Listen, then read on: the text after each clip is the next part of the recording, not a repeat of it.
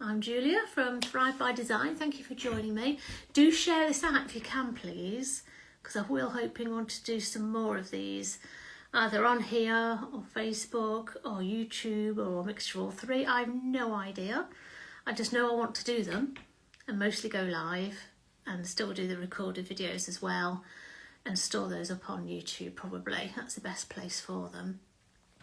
So hopefully after this one then I can share it on YouTube, and I think it'll go to Facebook anyway because it's linked. I don't know, you tell me, I have no idea. Ooh. So yeah, please share it if you can. This is a massive test, as I've just said. So this is an alternative art lesson. So when I mean alternative, it's not really following any curriculum or anything, it's just all in my head. Because personally, I think, you know, when we try and be creative or want to be creative or just splash and paint about, we should just be given the freedom to do so without any constraints. Yes, I can show you techniques and things, but I want to show you how you can have fun with them and do different things with them. And it's not too many rules as such, because art shouldn't have rules. There's no right or wrong way of doing things. Yes, if you want to achieve certain techniques and certain effects and things, yeah, there is things you do kind of need to follow. Hence why I'm showing you these things today. But you still need to play and experiment with them to find other things out and to actually create other different effects and different ways of looking and viewing and seeing what happens. It's all a massive science experiment, actually. A lot of art is. So the alternative art education that I want to offer is a mixture of lots of different subjects that you would study at school or home education.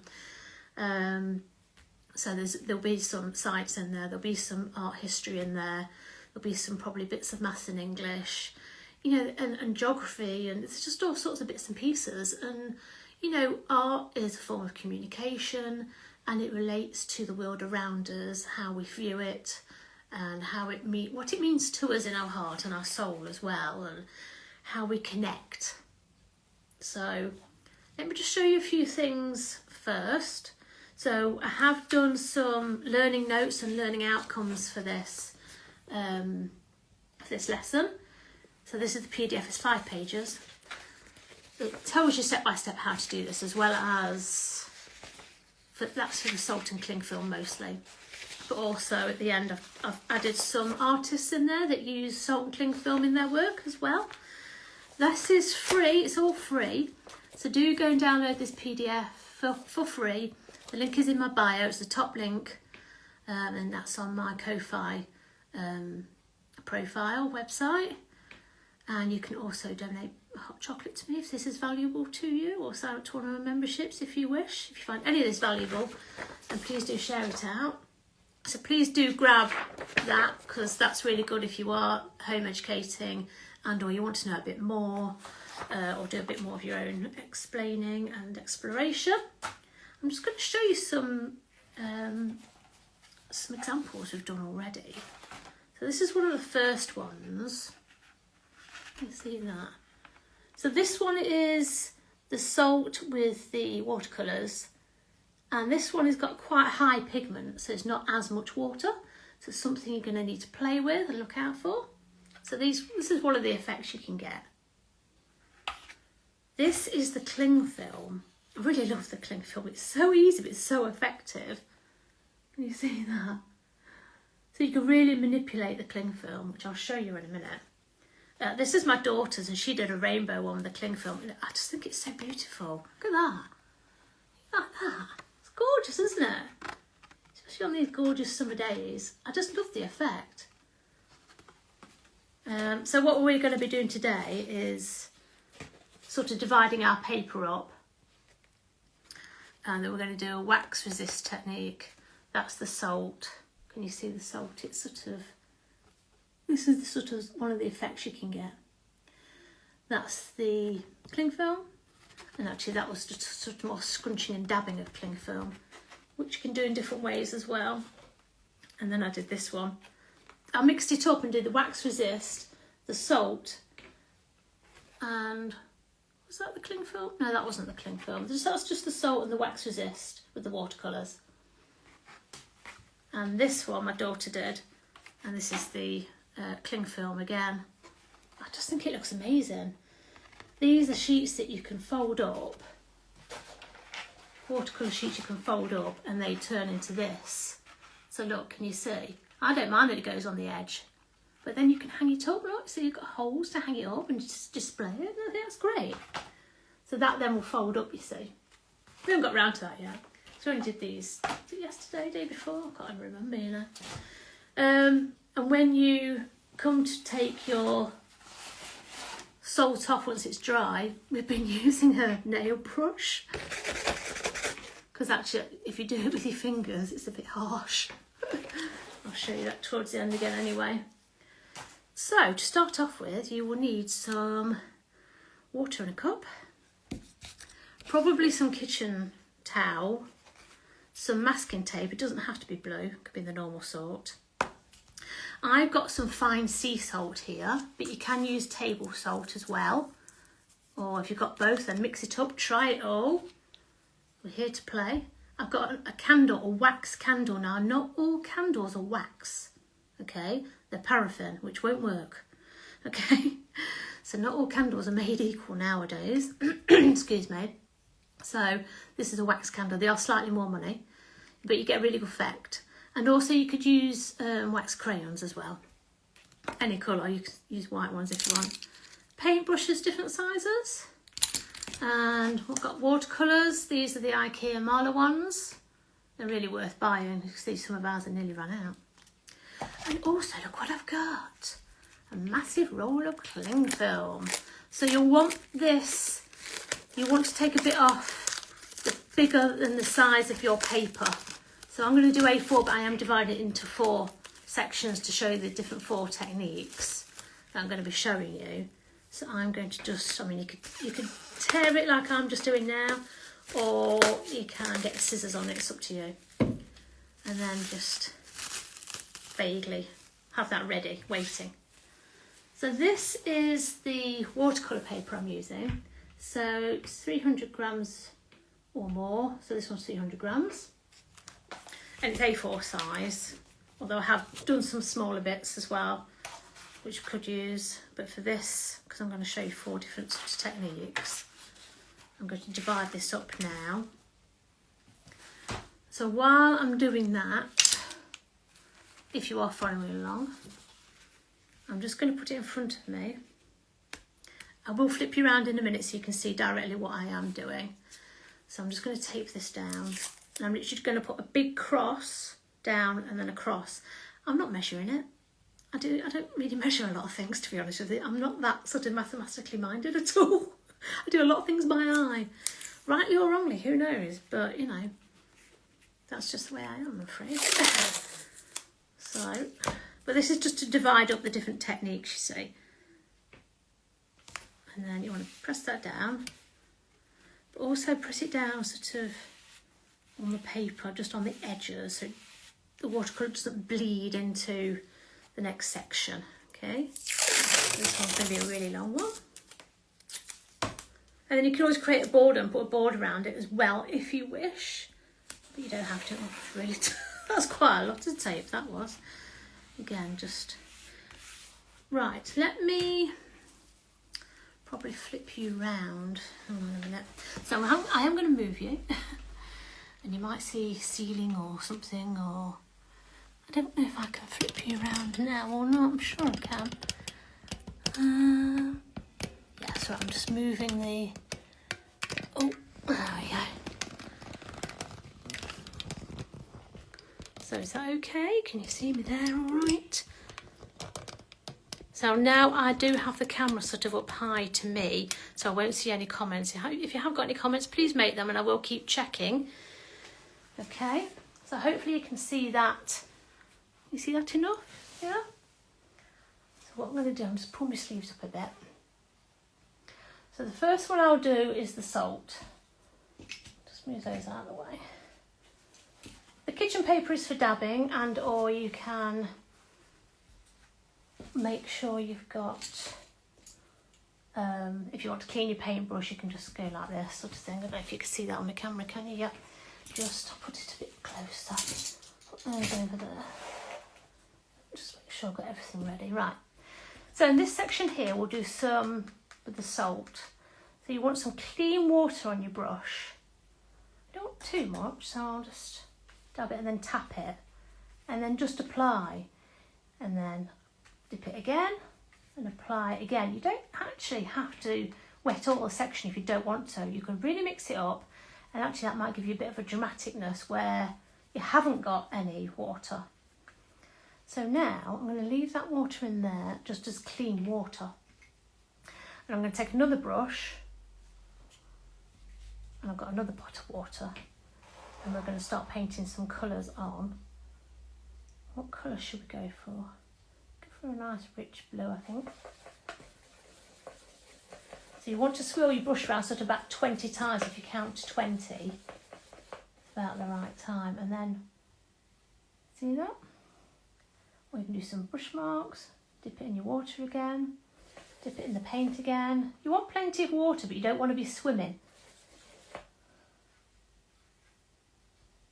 Let's pick another colour, shall we? I think the deeper, the richer the colours as well, the better effects you get for the salt. Just dip a bit more water and do a bit more swishing. So you haven't really put any water here, but there's watercolour paint going on, so it's still going to be watery. Shall we have one more colour? So this bit of orange. Dip again, make sure we've got plenty of water on there.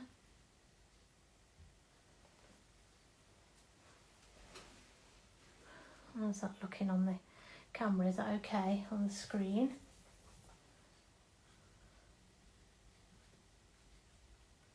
Just do some mark making, some swishing, whatever you want to do. Now I'm going to put some salt on. So you don't have to put it all over, just give it a little sprinkle. And can you see the effect that's coming up already? Especially where it's really watery. Yeah, I'll do a close-up for you. Can you see that? So the salt, oh, I've just twisted the camera around, hang on a minute, that's it. The salt is, so I'll just make sure. The salt is essentially bleaching out the pigment. So this is where the chemistry, the science comes in. You can always dab a bit more water on if you want. Or go in with another colour. And dab around it with another colour. Just have a play, do as you feel. See where there's no paint.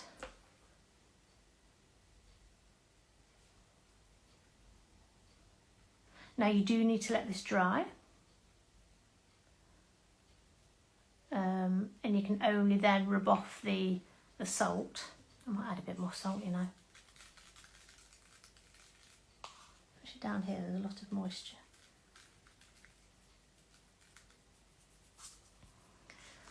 So that's the salt one. So I say it is like a chemical reaction because you're mixing salt, which is sodium, and with water, which is hydrogen and oxygen, HO2.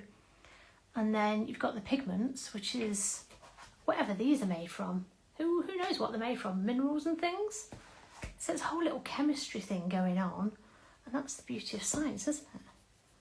So shall we do the cling film one next?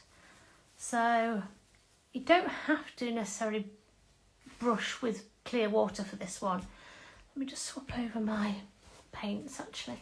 I think my arm's going too much across, isn't it? All you can see is my arm. I don't want to just do my arm, do we now? So let's do some different colours. Let's do some really nice colours actually in here. Let's do some pinks there. We'll do several different colours. Just make sure we've got plenty of water.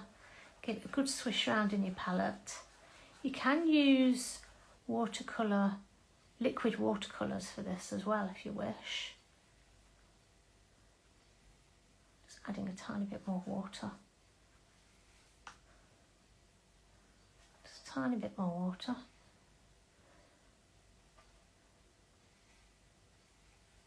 Yeah, liquid watercolours work really well as well. When you buy them, they're very high concentrate, so you do want to dilute them 50-50.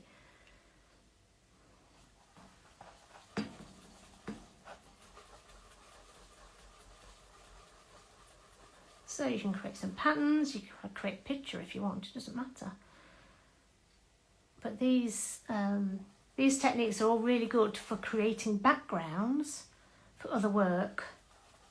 So you can really evoke some mood and set the scene for whatever else it is that you're trying to convey. It's quite a nice blue, let's try this.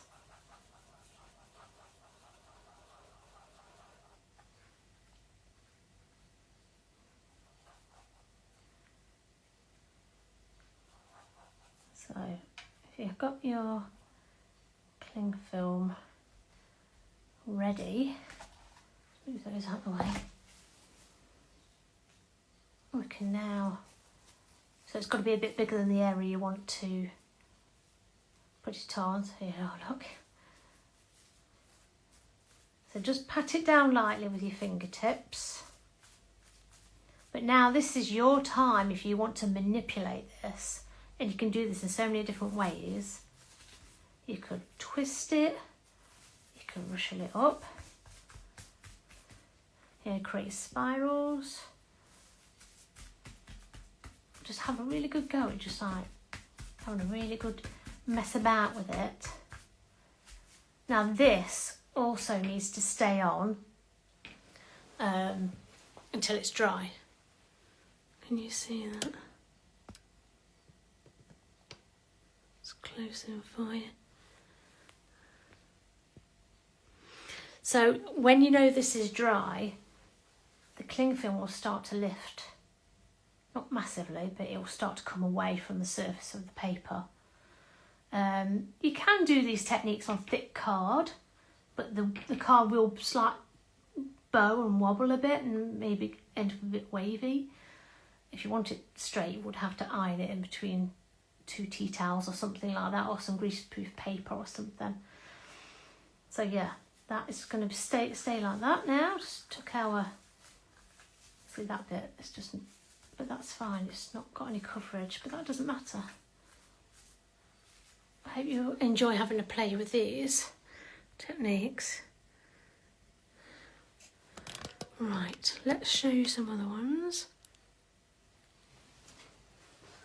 So on here we're going to do some wax resist. So with my candle, because this is quite thick, I'm going to, just got salt everywhere, brush the salt away. I'm just going to go in a bit harder than I would normally with a wax crayon. So I'm just going to make a good strong bold line. And obviously you can't see where you're going with this at all.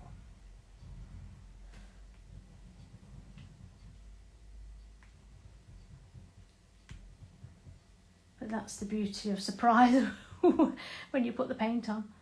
See what happens. You can just about see a bit in the light. You tilt your head. So now we'll just go over with a wash of colour. And these can be different colours. I quite like that bright green. Make sure we've got plenty of water. Just keep dipping your paintbrush in the water and then onto the paint palette.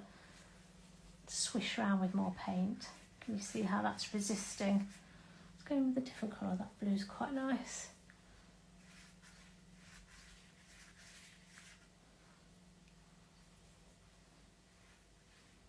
I think we'll finish with an orange. Let's try this orange, this one's different.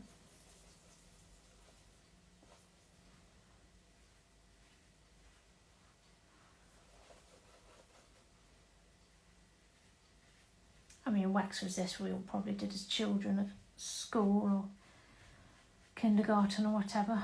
But it's a really good, valuable technique to readdress, I think, just because it can be such a highlight in different parts of any sort of artwork, because you can get masking out fluid, which you paint on, like you can paint it on for a beginning of a painting and then peel that off once it's dry. Or you could do this instead. And then like I've done, you could mix it up with other techniques on top. And then you can, all these techniques I'm showing you, I say are great for backgrounds, and then afterwards, once they're dry, you can use them for so many different things. You can add artwork on top, or you can rip them up and use them for collage papers. And when you have those papers as collage papers, you don't have to use them for collage, you can do some weaving with them. You can make them into flowers. You can do absolutely endless different projects. So when you do these and have a play, don't ever throw them away. Put them in a folder and mark them collage papers. And then when you come to do different projects, you can use them. And it's just, you know, you'll have lots of lovely different pieces, because you might not like most of it, but you might like that bit up there. It might be a really, you know, the best effect up there. Rip that bit out. Sketchbook works, junk journaling, you know, anything like that. It's all really good for anything like that. I like to go in and draw on top. Let me show you what I did do actually. This is another salt one I did. You see that? I went in with the white pen, and it just reminded me of islands. So these are like the contours of the islands. And I just really enjoyed doing that. It was a really mindful piece for me. And again, this is one of the framed ones. I did a bit of splatter work as well, which is the next technique I'm going to show you. Let's do some splattering. Now, as we know, splattering is like, you know, one of the best techniques, because you just get messy. So I am just going to lightly just cover these bits. You just place something on top like that, it'd be fine. It won't harm it. That's already covered because it's got the cling film on. I am wearing an apron, just so you know. So that's probably the best thing to do. Right, what I'm going to do is load my brush up with some colour.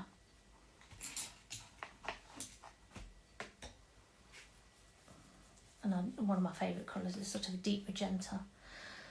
So when I say load your brush up, you put it in the water, and then you're mixing it in the, we call these pan watercolours because it's like in a pan. Okay, so it's water, but it's not dead watery, but there's enough there so you can tap it and there'll be enough paint to splat. And when you want to splat, I know this is like child's play, and it really is, but it is a legitimate technique. But what you want to do is hold your brush sort of quite loose, but so the brush doesn't fall out your hand. So we're just going to tap it with the other hand. And that was just a very light tap, because the last time I did this, I literally got it all over me. Hence why I'm wearing an apron. Yep, it's going in my face already.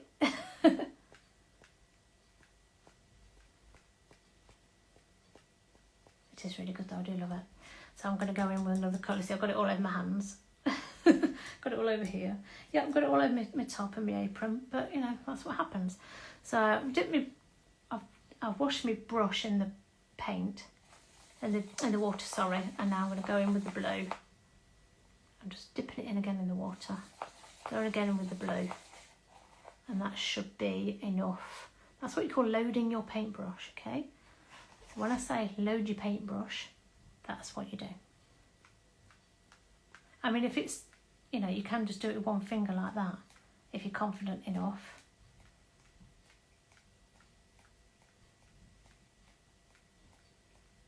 But I say, after you've done all these techniques, mix it up and do one where you've got all 4 techniques, or just 2 of them, or 3 of them. Because you'll be surprised at some of the results. Let's do a bit of green. I like these colours that IKEA do because they're nice and vibrant.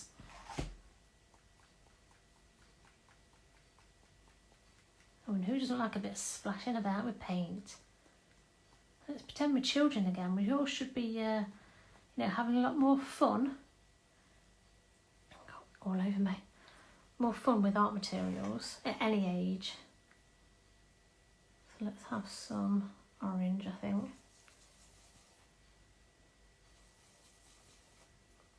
Oh, that's quite watery. That should be fun.